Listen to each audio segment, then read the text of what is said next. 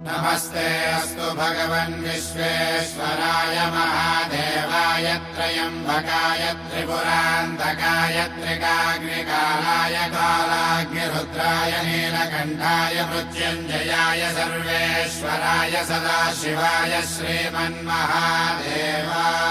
नमः।